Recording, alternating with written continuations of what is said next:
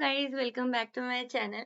तो आप सभी के रिक्वेस्ट पे मैं लेके आई हूँ पदार्थ विज्ञान के माइंड मैप्स।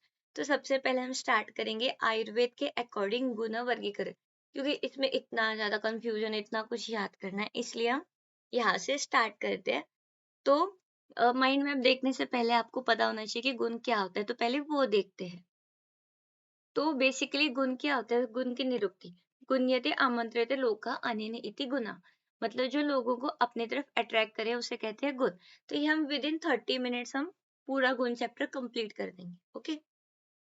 लक्षण द्रव्याश्रयी अगुणवान संयोग विभागेषु अकारणम अनपेक्ष इति गुण लक्षण। मतलब जो द्रव्य के आश्रय लेता है, द्रव्यों का सहारा लेके जो रहता है, जिसके पास गुण है लेकिन वो खुद अगुणवान है, मतलब उसे कहा जाता है गुण। ओके, जैसे अब स्निग्ध गुण है, पर उसके अंदर कोई गुण नहीं रहता। संयोग विभागेशु अकारणम अनपेक्षित गुण लक्षण। मतलब जो संयोग और विभाग का अनपेक्ष कारण नहीं है। ठीक है। समवाय तो निश्चेष्ट कारणम गुना। जो द्रव्य के साथ समवाय संबंध, मतलब जो कभी ना अलग हो सके ऐसे संबंध में रहता है द्रव्य के साथ। और निश्चेष्ट मतलब खुद कुछ काम नहीं करेगा, दूसरों को बोलेगा तुम ये काम करो वो काम करो, ऐसे मतलब लीडर टाइप गुण होता है। कारणम गुना। ओके। अब देखो, गुण की संख्या अलग अलग आचार्यों ने अलग अलग बताई है।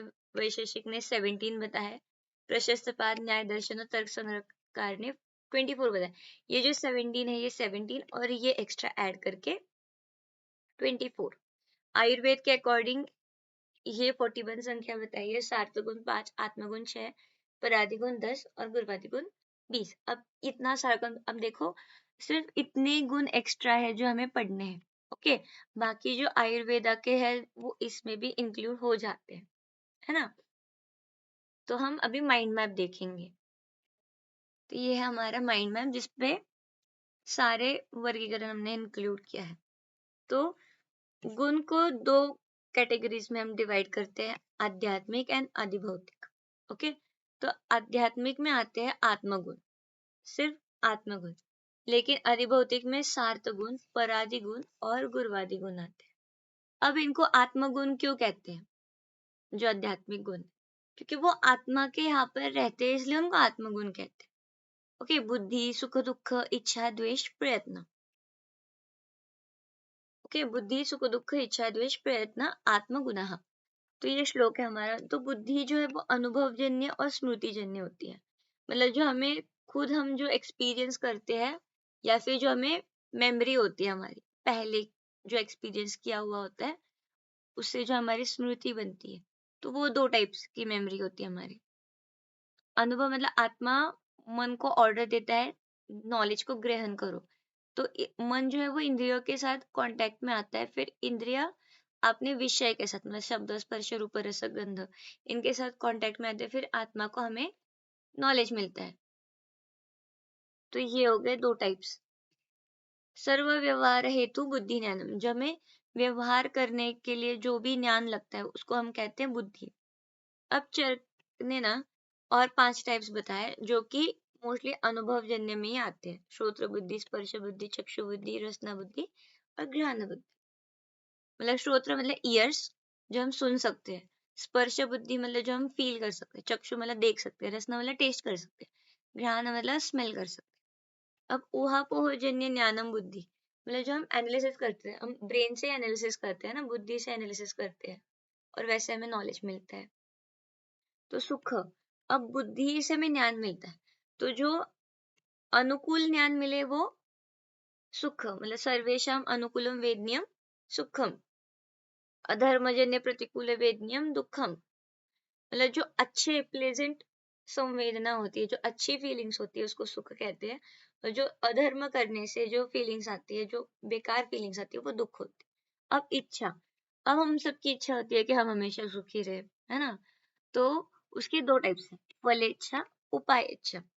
फलेच्छा मतलब सुख प्राप्ति के लिए, और उपाय इच्छा मतलब कुछ हम कर्म करते हैं ताकि हमें सुख प्राप्त हो, तो हम उसके लिए कुछ उपाय लगाते हैं, विचार करते हैं। और भी दो टाइप से, चिकित्सा और जिहिर्सा। चिकित्सा मतलब कुछ कंस्ट्रक्ट करना, और जिहिर्सा मतलब डिस्ट्रक्ट कर देना, नष्ट कर देना। ओके।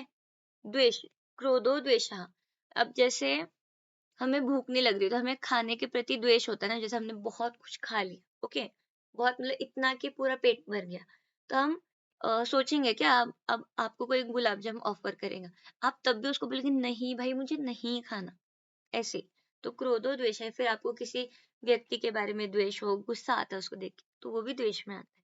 और प्रयत्न, प्रवृत्ति मतलब होता है इसके 3 टाइप्स है ना, कृति प्रयत्न जो भी हम करते हैं, अब सुख पाने के लिए जो करेंगे वो प्रयत्न, और दुख ना मिले उसके लिए करेंगे वो भी प्रयत्न। तो सबसे पहले हमें ज्ञान मिलता है, ज्ञान से हमें पता चलता है सुख या फिर दुख। तो इच्छा जो होती है वो सुख पाने के लिए होती है, द्वेष जो होता है वो दुख को अवॉइड करने के लिए होता है, और प्रयत्न होता है जो हम करते हैं सुख को पाने के लिए और दुख को अवॉइड करने। तो पाने के लिए करेंगे तो प्रवृत्ति, अवॉइड करने के लिए करेंगे तो निवृत्ति, और हमारी लाइफ मतलब अच्छे खासे मार्ग पे चले उसके लिए जीवन योनि। अब हम देखेंगे आदि भौतिक। आदि भौतिक में 3 टाइप्स आते हैं, सार्थ गुण, परादि गुण, गुरवादि गुण। सार्थ गुण में आता है शब्द स्पर्श रूप रस गंध, ओके। तो ये जो शब्द है वो आकाश महाभूत का विशेष गुण होता है। इसके मेन 2 प्रकार होते हैं, ध्वन्यात्मक और वर्णनात्मक। तो ध्वन्यात्मक होते हैं जो इंस्ट्रूमेंट्स बजाने से या फिर कांटेक्ट में आने से जो ध्वनि, जैसे फ्लूइड वगैरह, मतलब बांसुरी वगैरह जो भी है उससे मिलता है। वर्णनात्मक अब मैं बोल रही हूँ हिंदी में, या फिर हमारे जो श्लोक है संस्कृत में, तो वो सारे वर्णनात्मक शब्द में आते हैं। अब कारण अनुसार मतलब जिस कारण से शब्द उत्पन्न होता है, संयोगज मतलब अगर हमने ढोल बजाया, ओके, तो संयोग हुआ ना ढोल बजाने से, ओके, तो वो आ जाएगा संयोगज। अब जैसे एक पेज था वो मैंने फाड़ दिया, ये तो जो आवाज आएगी तो वो भी किस में आएगा, विभागज और शब्दज। अब जो बोल रहे हैं वो शब्दज में आएगा। स्पर्श, स्पर्श जो है वो वायु महाभूत का विशेष गुण होता है। तो 3 टाइप से, शीत, उष्ण और अनुष्ण शीत। तो ये जल महाभूत के पास शीत, तेज के पास उष्ण और पृथ्वी वायु के पास अनुष्ण शीत, मतलब ना ठंडा ना गर्म। अब रूप, रूप के सप्तविध होते हैं, ठीक है, 7 प्रकार होते हैं, शुक्ल, हरित, पीत वगैरह। तो वो पृथ्वी के पास 7 के 7 वर्ण होते हैं। जल के पास भास्वर शुक्ल कलर होता है, और तेज के पास भास्वर शुक्ल। रूप मतलब रूप जो है वो तेज महाभूत का ये है, तेज महाभूत का विशेष गुण जिसे हम देख पाते हैं। अब रस, रस जो है वो जल महाभूत का विशेष गुण है। पृथ्वी के पास जो होते हैं षड रस होते हैं, मधुर, अम्ल, लवण, कटु, तिक्त, कषाय, सारे रस होते हैं। लेकिन जल के पास सिर्फ मधुर रस होता है। गंध मतलब जो हम स्मेल कर पाते हैं, तो अच्छी स्मेल मतलब सुरभि, और बुरी स्मेल मतलब असुरभि। अब देखेंगे हम परादी गुण। परादी गुण जो होता है, अब ये आपको याद रखना पड़ेगा, ठीक है। परत्व, अपरत्व, युक्तिश, संख्या, संयोग, विभाग, पृथकत्व, परिमाण, संस्कार, अभ्यास, ओके। अब परत्व क्या है, परत्व मतलब जो श्रेष्ठ हो, ठीक है, उसको हम पर कहते हैं, ठीक है। और जो दूर हो उसको भी हम पर कहते हैं। परलोक, अब इसको कैसे याद रखना है ना, परलोक, ओके, परलोक। अब इसमें कंफ्यूजन रहता है कि पर कौन सा श्रेष्ठ है और कौन सा बेकार है, तो ऐसे याद रखना है। पर मतलब पर, परलोक, या फिर परी, परी कहाँ से आती है, दूर से आती है ना, तो दूर। अब जो, अब जैसे हमें श्रेष्ठ याद रखना है, तो श्रेष्ठ कैसे याद रखेंगे, अब जैसे हमें लगता है ना कोई इंसान हमसे जब तक दूर रहता है तब तक लगता है कि हाँ वो अच्छा है, अच्छा है, जैसे वो पास आने लगता है तो हमें पता चलता है ना कि उसकी क्या क्या बेकार क्वालिटीज है। तो जब तक दूर रहेगा तब तक श्रेष्ठ रहेगा, मतलब परत्व।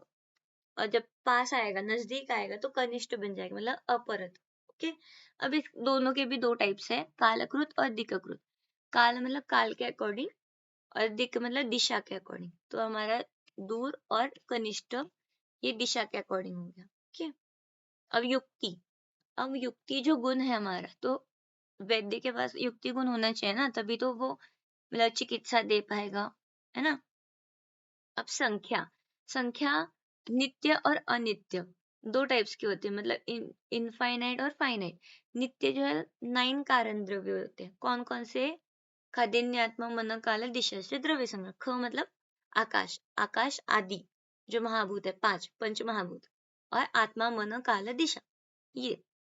और अनित्य कार्य द्रव्य, ओके, मतलब जो कारण द्रव्य से उत्पन्न होते हैं उनको हम अनित्य बोलते हैं। तो वो बहुत सारे हो सकते हैं ना। हम जैसे पेंटिंग के 6 कलर्स होते हैं, तो उन 6 कलर से जो 6 बेसिक कलर्स होते हैं उनसे हम बहुत सारे इनफाइनाइट कलर्स के शेड्स बना सकते हैं वैसे।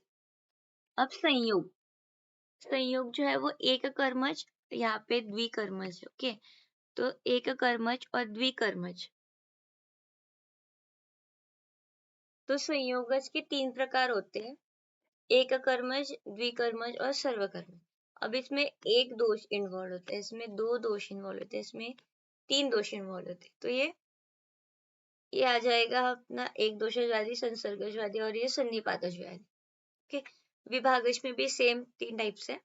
ठीक है, अब जैसे एक पेड़ है, पेड़ के ऊपर से, अब जैसे न्यूटन का एग्जांपल ले लो, तो न्यूटन का एक पेड़ था, एप्पल ऊपर से नीचे तक गिरा ना, तो एक पेड़ जो था वो स्थिर था और जो एप्पल जो नीचे गिरा वो अनस्टेबल था ना। तो एक साइड से कर्म हो रहा है, एक साइड से विभाग हो रहा है, अलग अलग हो रहा है। अब उभय कर्म जैसे हम क्लैप कर रहे हैं तो दोनों हाथ इन्वॉल्व हो रहे हैं ऐसे। अब पृथकत्व, पृथकत्व के चरकाचार्य ने 3 प्रकार बताए, असंयोग, वैलक्षण्य रूप, अनेकता। ओके, असंयोग मतलब जिनका कभी भी संयोग नहीं हो सकता, और वैलक्षण्य मतलब विजातीय, जो अलग अलग विजातियों के द्रव्य है, मतलब जैसे गाय और बकरी। अब ये दोनों अलग अलग है ना, तो उनको हम ये नहीं कर सकते, उनके बीच का डिफरेंस, विजातियों के बीच का डिफरेंस। ओके, और अनेकता मतलब सजातियों में डिफरेंस। अब जैसे सेम स्पीशीज है काव, तो काव के स्पीशीज में भी, मतलब जीनस में भी कलर अलग अलग है ना, रेड है, ब्लैक है, अलग अलग कलर्स की, व्हाइट होती है काव, अलग अलग टाइप्स होते हैं वैसे। अब परिमाण, परिमाण मतलब जो है काउंटिंग मेजरिंग टूल है ये। अणु, महत, दीर्घ, ह्रस्व। हम जैसे हम हिंदी में बोलते हैं छोटा, बड़ा। अणु मतलब बहुत छोटा, महत मतलब बड़ा, और ह्रस्व का मतलब भी छोटा होता है, दीर्घ का मतलब भी बड़ा होता है। तो ये टूल्स है मेजरिंग के, तर्क संग्रह के अकॉर्डिंग 4। अब संस्कार, संस्कारो ही गुणांतर दानम उच्यते, मतलब जो संस्कार हम द्रव्य पे करते हैं गुण के वजह से। अब देखो जैसे वेग, इसके भी 3 टाइप्स होता है, वेग, भावना और स्थिति स्थापन। अब वेग मतलब यहाँ पर न्यूटन का फर्स्ट लॉ और सेकंड लॉ होता है। अब देखो जैसे हमने धनुष्य बांध लिया, अब उसको हमने पीछे खींचा, उसका जो स्ट्रिंग होता है उसको, और इससे क्या हो जाएगा, जो बाण है उसमें पोटेंशियल बिल्ड हो जाएगा ना, और जब तक हम उसको छोड़ेंगे नहीं तब तक वो आगे नहीं जाएगा। तो न्यूटन्स का लॉ क्या कहता है, until and unless external force is applied, उसको वो आगे जाता ही रहेगा ना। तो जब तक फ्रिक्शन नहीं बढ़ता रहता तब तक तो वो एरो चलता रहेगा, तो वो वेग है। तो जब हम उसको स्पीड दे रहे हैं वो वेग है, वो भी एक संस्कार है। अब भावना, भावना अगर किसी लड़की का नाम है तो ये यहाँ पर भावना वो भावना नहीं है।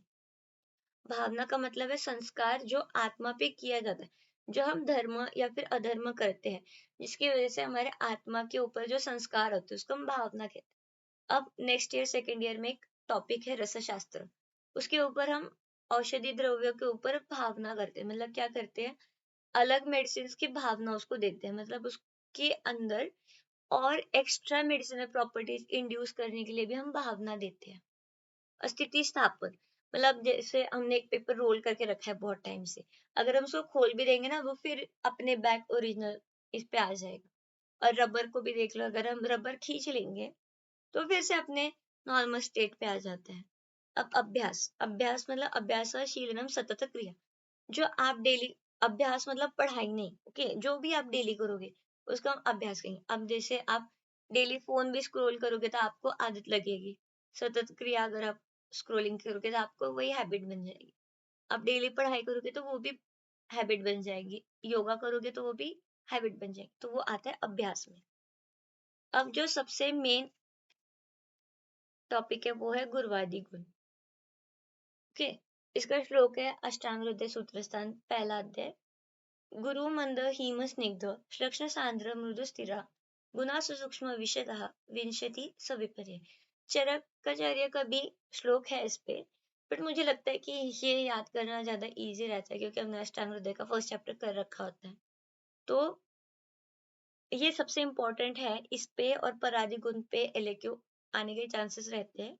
और सार्थ और जो आत्मगुण है उस पे एसएक्यू भी आ सकता है, या फिर कंबाइंड पूरे गुण पे भी आ सकता है क्वेश्चन, अगर उनको लेंदी पेपर निकालना हो तो। वैसे नहीं आता।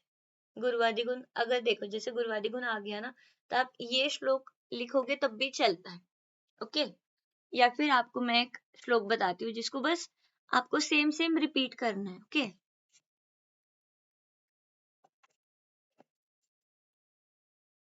यस्य द्रव्यस्य डैश कर्माणि शक्ति सह, जो भी गुण होगा, ये श्लोक आपको लिखना है। अब देखो इसको कैसे करना है। जैसे अब जैसे गुरु है, ओके, गुरु गुण है, तो हम कैसे करेंगे। यस्य द्रव्यस्य ब्रूहणे शक्ति सह गुरु। ओके, ऐसे मतलब बस आपको ये याद रखने हैं, जो वर्ड्स मैंने लिखे हैं वो याद रखने हैं। अब किसी का और देखते हैं हम, किसका देखे, लघु। ओके, यस्य द्रव्यस्य लंघने कर्माणि शक्ति सह लघु। ओके, बस ऐसे आपको बस इसमें फिल करना है। पूरा ये श्लोक आप सेम टू सेम लिख दोगे सब में, तब भी चलेगा, सेम ही है सब में। अब जैसे खर का लेंगे, यस्य द्रव्यस्य लेखने, ये वाला